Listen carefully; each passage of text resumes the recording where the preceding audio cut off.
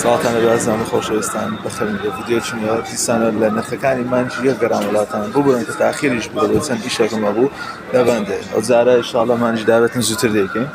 ئێستا لەگەڵ پێشانگەم محەممەدین کاک محەممەدی. باش کاک محەممەد سەلام. نرخی PS4 ئەوڕۆ چەندە؟ پلەی 4 ئەوڕۆ بە $200 سلیمەکەیە. $200 نرخیان گران بۆ لەگەر دۆلار وانێ 330,000 325,000 دەکاتە. سلیمەکەی ئەوڕۆپیە نەکراوە. پرۆتان هەیە؟ پڕۆیەکە بە $250. $250 ئەدی فات؟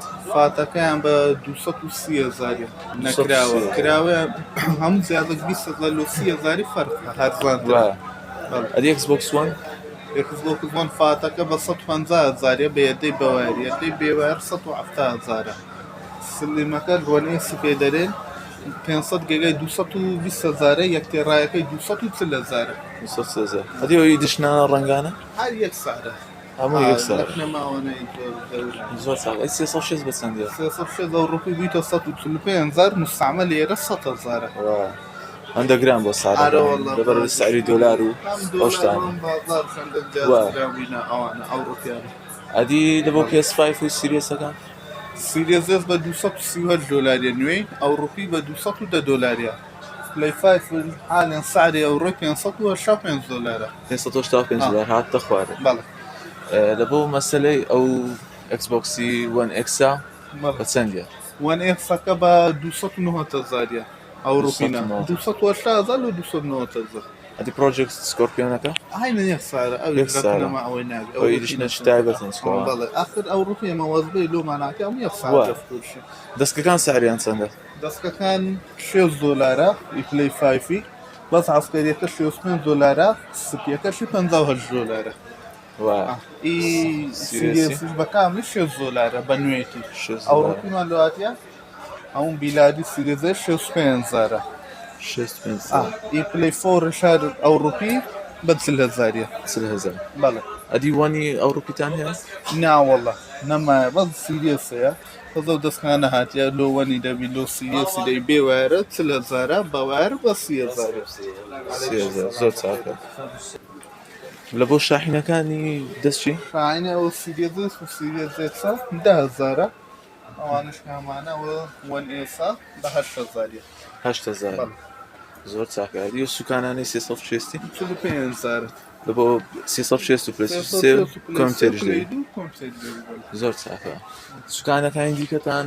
سوکانەکانی دیمان لە دەرەوەی گێرحادی هەیە $100 گێرکۆماتی پێفڕەکە من $70 نیفڕەکە 70,000. ئەدی کورسیەکان ساریان چەندە ئێستا؟ $110 ئەوە RGB بلوتوثە $180. گەمەکانی وانی؟ بەهام گەمەی مەڕغوب نییە لەبەر گێم پاس وشتی زیاتر 5,000 لۆ 10,000 15,000. ئاگەمانی کە لە گەیم پاسی نییە ئەگەر شەشەوانی ئێسەوەی لە گێم پاسش نییە بە کۆ دەمە دایدەنێ.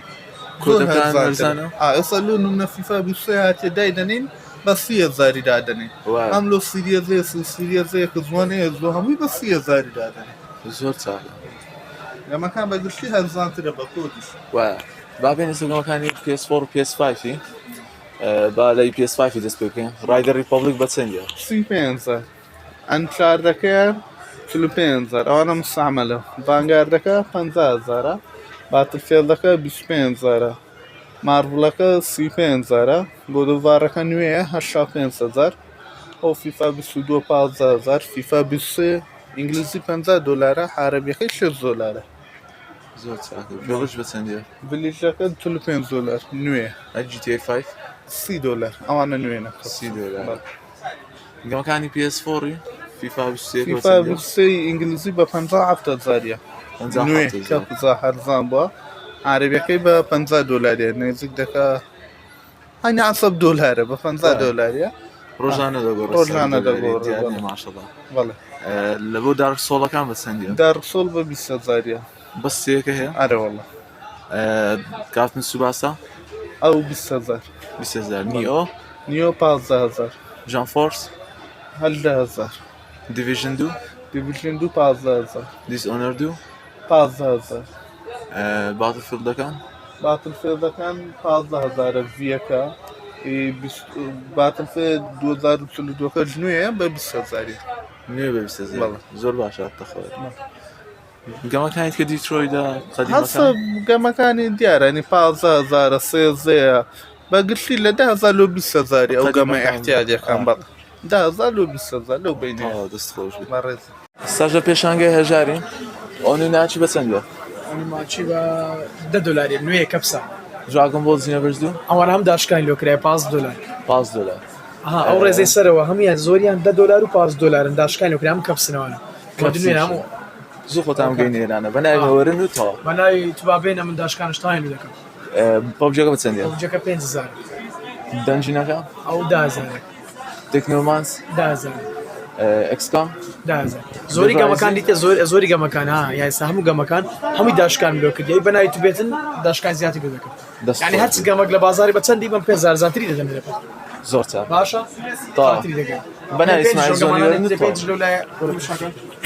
گەمەکانی پلی پێنجیش لێرانە دێت پوڵەکە بە چەندە جان ئەوەیە بە $30 فارکرای $25 ئەو گەمانە ئەوانە لە $20 دەست پێ دەکە گەمەکانی پلی پێنجی کەپسل توشی نوێنەوەە $20 دەست پێ دەکە 25 تێدایە چ لە زاری تێدایە 50 تێدایە یعنی ئەسەب سیدەکەیە لە بازاری ئەرزانتر مێمەوەیە تەواو ئەوانەم داشکان دێدلاینەکە داگلاین لە بازاری جملەی $40 ئەم بە $40 ناریدەم بە کەپسی زۆر چاکە ڤالهاڵا ڤالهاڵاش بە $40 ڕاژان کلانکس ئەو بە $30 $30 کەپسەویش کەپس باک فۆر بڵات ئەویش بە $30 $30 سپایدەرمان سپایدەرمان بە $30 بە نوێی $30 $20 گادفۆڵ $20 ئاوترایدەر $5 تەلۆڤڵایت $20 دۆڵمن ئەو $5 ڕێنبۆیەکە $30 مانستەر ئەو $25 باتلفیلد $25 ڕایتر فێست $25 مارتا ئەو خۆفا دوو مانگە دەرچەوە تازە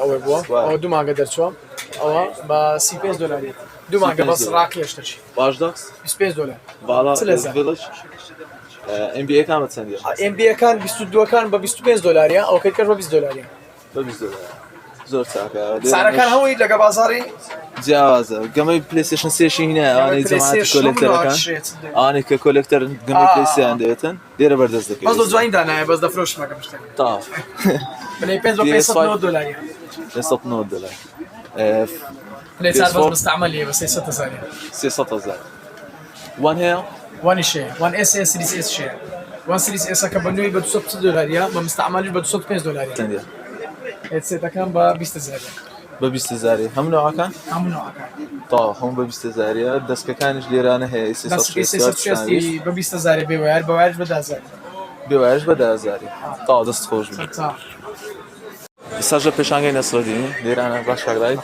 سلامەت بیت لێران ئێکسواراتەکان زیاد دەبرسن ڕێیزەرەکان بە چەندە هێسێت $75 چەند چیانە نێری ئەسنشڵز زۆر چاکە جیازەکان PS4 $300,000 One S بالنسبة صدموتي X 135 150 لێرانە بینەسە نیتاندو سویچی نیتاندو سویچ بە چەندێ يعني سويتش دلوقتي بعد $165 واللي ذكر بدون وقت بنجا دوو دەستی دوتانەیە يزدوني زۆر چاکە ئەکسسواراتەکان ئەو سوکان شتانە $10 $80 ئەو کلااودووە بە چەندی هێسێت فادو بحطها بنتي ستیل سیریس أو بهاشتاج أو إذا كان مستعملة أو إذا مستعملة سويتش أو إذا مستعملة سبلاتون سیدیشن سبلاتون سيك إديشن هو بسعر كذا سێوەرە بله کامیرەی PS5 $50 $30 دەستکەکەی بە چەندێ أو جرو $6 بس $6 فانتێک بە چەندی هێسێت فان شعبا بالزايد $20 بله زۆر چاکە لێرانە ئەو دەستکەی ئەسکەری ئەکسبۆکسی هو با $6 $6 أو هذا نهاية $6 باشا دەستان خۆش بێتن لێرە گەمەکانی سویچیشیان هەیە ئەوانەی کە دانێتن گەمەکان NBA-کە بە چەندی بیستەکە أو ب $25 $25,000 دراگۆن بۆڵەکە دراغون ولا كبار $25 $25 بله لێرانە گەمەی بنتێنەکە قلت لك أول ب $25 $25 دراگۆنەکە بە چەندیە او دراغون با 27 دلار $27 گەمەکانی ماریە بە عام بچەندە چەندێ 50 دلار عام شتي نوێ نوێکەمە 50 مستعملش با 55 50 45 دەدەین مستعمل زۆر چاکە کراشەکە بە چەندە؟ 3000 باش چارەکەی زێڵدا بە چەندە؟ 45 مستعمل 35,000 هاتە خوارێ ساری زماتی سویش لێرانە تراوز ماتۆڕەکە ماتۆڕەکە ئیش با 25 دلار $25 ئۆڵستار براوڵەکە ئەوش با 35 دلار $35 سۆنیکەکە بە چەندە؟